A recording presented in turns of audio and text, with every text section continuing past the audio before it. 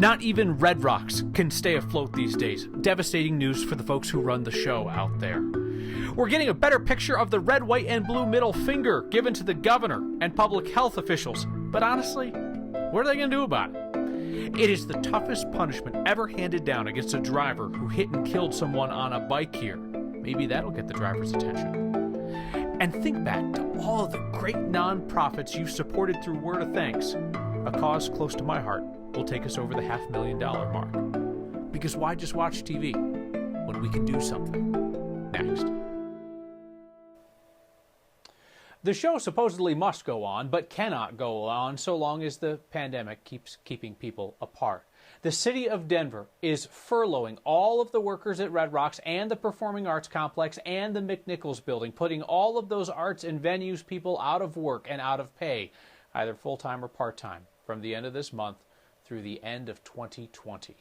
The only city venues staying open are the Denver Coliseum, which is being used as a homeless shelter, and the Convention Center, which is the COVID-19 emergency field hospital that has cost millions and has not seen a single patient.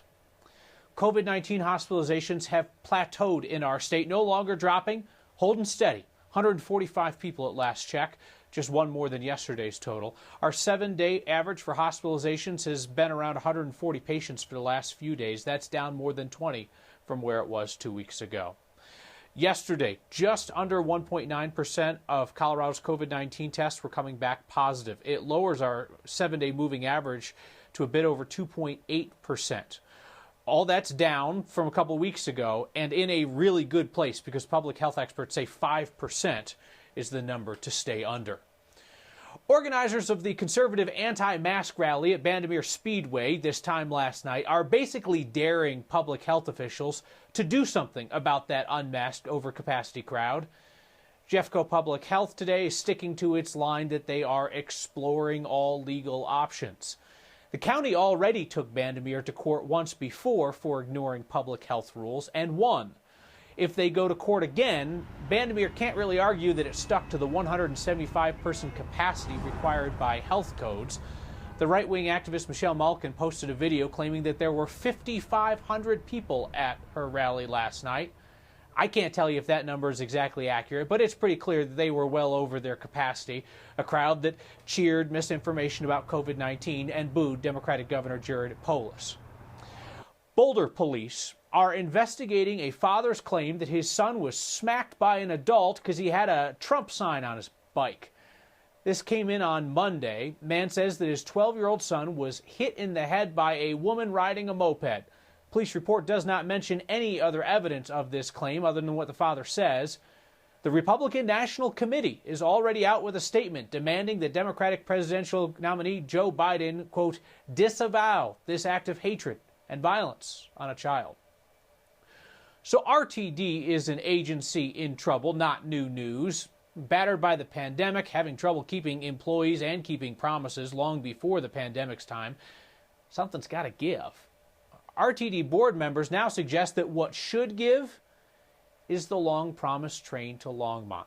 Specifically, the money that was saved to keep that promise, money that RTD needs now. Because that train to Longmont isn't expected to pull into the station until 2050. And our Steve Steger found some RTD leaders ready to have the tough conversation now. Our house is on fire, and we're holding on to this dream of building on to our house, right? It's an uncomfortable suggestion prompted by desperate times. RTD Board Director Chantel Lewis, who represents part of Denver, says maybe it's time to start talking about what happens if the train never comes. We're holding on to a dream that we know is never going to actualize. RTD doesn't project the train to Longmont will be possible for another 20 to 30 years, even though voters passed the fast-track sales tax 16 years ago in 2004. That recession back in 2008 caused costs to go up, revenue to go down, and chances are new financial problems are likely going to delay that even more. RTD's Fast Track's bank account currently has $120 million in it, far less than the billions it would take to complete unfinished business. The money is tempting to Lewis since the pandemic has created a financial crisis for RTD. Do we really want to go out to other constituents to say, hey, we're cutting your bus service or your train service, even though we have this nest egg over here? Lewis and some other members of the board think it's time for RTD to look at alternatives for transit to Longmont and consider using that bank account to help keep the agency afloat. I think there's an opportunity for us to reevaluate with stakeholders and to say, hey, this is not going to happen, but here are other things that can happen. It may be a dream because it seems so far out, but I'm not ready to give up on that train or something similar to it. Director Troy Whitmore represents the other part of the board, those who believe the train is a promise to the voters that must be kept. We have underserved areas that we've made pledges to. Whitmore says the savings for Fast Track should stay intact for several reasons. First, that promise. Second, RTD might need the cash to match if funding comes along. And third, having that money in the bank is an added layer of security should another financial collapse happen. In my opinion, we need to manage to the issues of today using our reserves and perhaps some other management changes. So the board seems to be on board with deferring future payments into that or out of that Fast Track savings account, at least while this financial crisis is going on. What would it take for that Longmont train not to happen now? RTD told me it would take another vote to get them out of that obligation, Kyle. One we're not sure if there's an appetite for right now. And Steve, I know we spent a lot of time talking about this train, but to put it into context for anybody who pays taxes for RTD, the train is symbolic because people were promised that in return for paying into taxes for decades in advance. And chances are RTD is going to be going back to voters, possibly in the near future, to ask for a keister load more of more money. And people are going to be able to point to the train to nowhere and say, RTD doesn't keep its promises. That figures into their discussions, correct?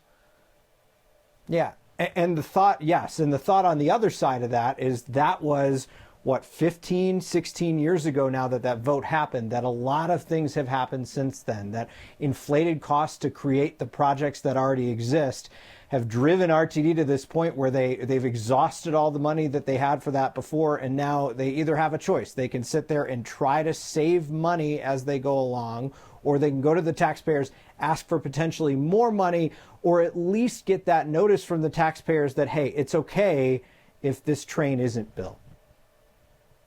Mm-hmm. All right. Not an easy conversation. Steve, thank you. So, it was 1 year ago today that my family said goodbye to a once-in-a-lifetime pet, our shelter dog Porter. And it started one of the most wonderful conversations we've ever had here about the role of special animals in our families and our lives. So I was hoping that we might do something together this week to help more families get more time with the pets that bring them joy and comfort and companionship. Yes, it's Wednesday, so the word of thanks that comes to mind when I think of Dumb Friends League Solutions Veterinary Hospital is companions. That vet hospital provides low-cost care so that pet owners don't have to give up or, God forbid, put down a pet that can recover if they just get the care. Imagine having to surrender a pet that you and your family love because of financial issues. I'm guessing some of you have been there before. The demand for this service right now in our community is overwhelming. I am told that people line up with their pets outside the hospital before dawn, hoping to get in to be seen. There are 6 full-time vets that work there, and people pay what they can. The Dumb Friends League runs this clinic at a loss every single year, and they do not turn anyone away because they cannot pay. People who can't pay will sometimes bring thank you cards or bring in homemade food, anything to show their appreciation to these vets for giving them more time with the pets they love. Those of us who deeply love animals and know the impact that pets have on us humans is especially important at this time when people feel so isolated due to the pandemic. If you text the word thanks to 303-871-1491, as always, I will send you the link to donate. Together, we have raised almost $500,000 since June for a series of nonprofits in Colorado. Same way each week. If you're in for a $5 donation, I'll match the first $55 donations, and every dollar that you give goes to that specific low-cost vet clinic. They make sure that beloved pets and their people are together longer. So in celebration of and in memory of all of the wonderful pets that have come into our lives, I ask if you might help with this effort this week. Thank you. Clean up on aisle next. More context for a story we should have had yesterday, but it's never too late to give you a better idea of what's happening. A family wants you to know about their dad and know what happened to the driver who killed him. You know, my father is not the first, and unfortunately, as much as I wish, I don't think he'll be the last person that I've known that will, lose their life riding their bike on the roads. A judge has sent a never-before-seen signal in Colorado, one every driver should know. Next.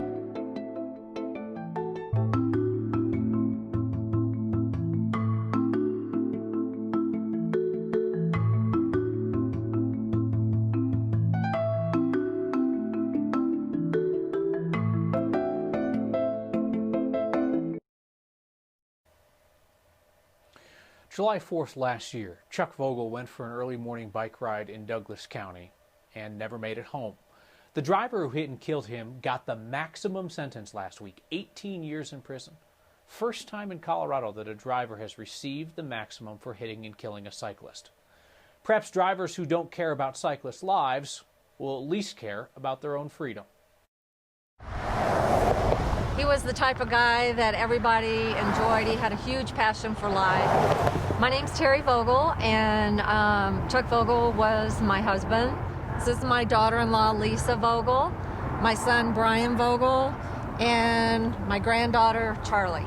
You know, my father is not the first, and unfortunately, as much as I wish, I don't think he'll be the last person that I've known that will, lose their life riding their bike on the roads. Last Friday, we had the final sentencing hearing for the person that was arrested in my father's death. This judge read the driver the riot act. My name is Megan Hotman. I am the cyclist lawyer, and she gave him the max that the law would allow, and that's a win. The maximum sentence of 18 years in prison. And then we've not seen a judge actually imposing the maximum sentence in a cycling death case. It wasn't about making me feel any better. It was about setting a precedent so that this hopefully doesn't happen to someone else, or if it does, the precedent is there for accountability.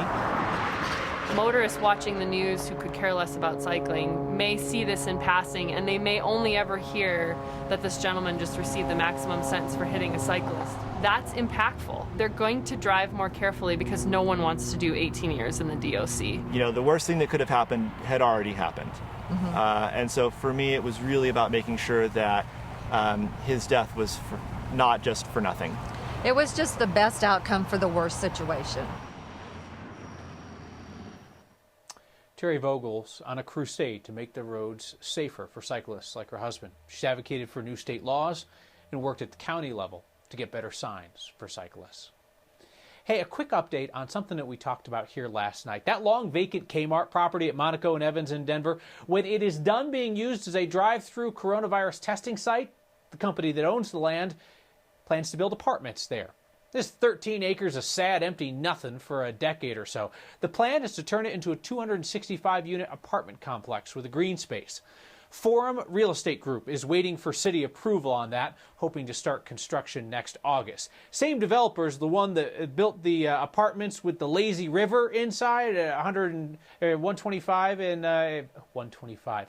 Learn to read, Kyle. I-25 and Hamden. The lazy rivers at I-25 and Hamden. So maybe, who knows, maybe there will be one in Monaco and Evans. There will be tech bros floating through the area where they're doing COVID-19 testing right now. We are back with a new improved mouth and horseplay next.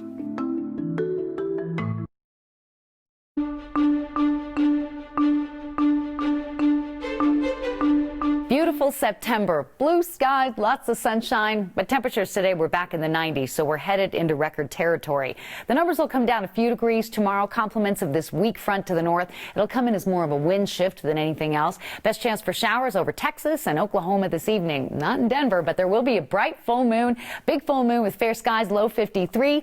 Tomorrow, 87 with sunshine, and then back to the 90s for the holiday weekend ahead of a significant cold front, mountain snow, and showers for Denver Tuesday. Tuesday into Wednesday, with temperatures in the 50s Tuesday and lows Wednesday morning in the 30s. Get ready. Can fall be far behind? The most Colorado thing we saw today is an Animal Crossing without the need for a Nintendo. My producer Kevin tells me that that is a cool, hip video game reference. If you, like me, don't get it, ask your children or Kevin. It's their fault. Anyway, to the Animal Crossing. At 88th and Independence in Westminster, horses waiting at a signal to be escorted across the street by their humans who had to dismount to hit that cross button. So I remember there is a horse height crossing button in Fort Collins at this one place where riders are always crossing a busy road. There have got to be more equestrian height crossing buttons in Colorado. If you know where any of them are located, you snap a picture. I'd love to see it. Email next@9news.com or get our attention on Twitter with the hashtag HeyNext. Together this week, we are helping people hold on to the family pets that they love, because nobody should have to give up their pet just because they can't pay to have that pet cared for. That and your feedback next.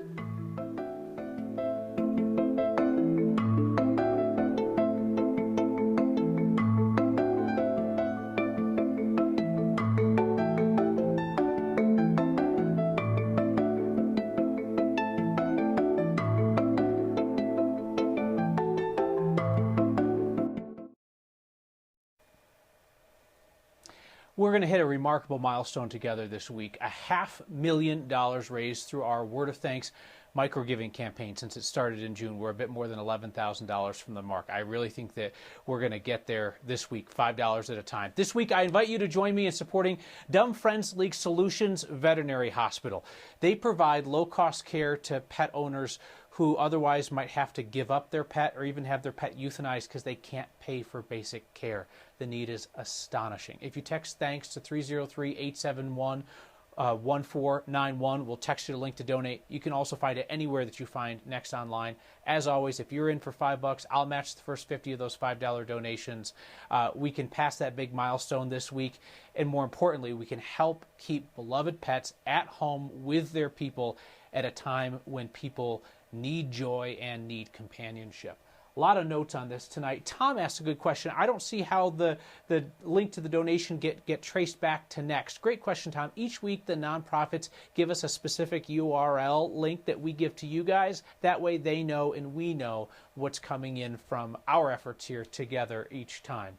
Judy says, Kyle, tears run down my face to hear our mission today. I will donate in memory of my Spencer, Gypsy, Siobhan, Lucy Lou, and Lucy Rose. We have to help our pets because they can't help themselves when they're sick. How about this note from Ron, who says, I get $150 a month in VA benefits. Tell me where to send it, and I will forward this month's benefit to the cause. Ron, that is astonishingly generous. Thank you for that, and thank you for your service. Scott writes in, here again, Kyle pushing giving for charities night after night, like tonight's handout. While pets do mean a lot to people, you sit on your broadcast and support tyrant politicians. Scott, flip that channel, baby. Go back to the channel you love. You know which one. Good night.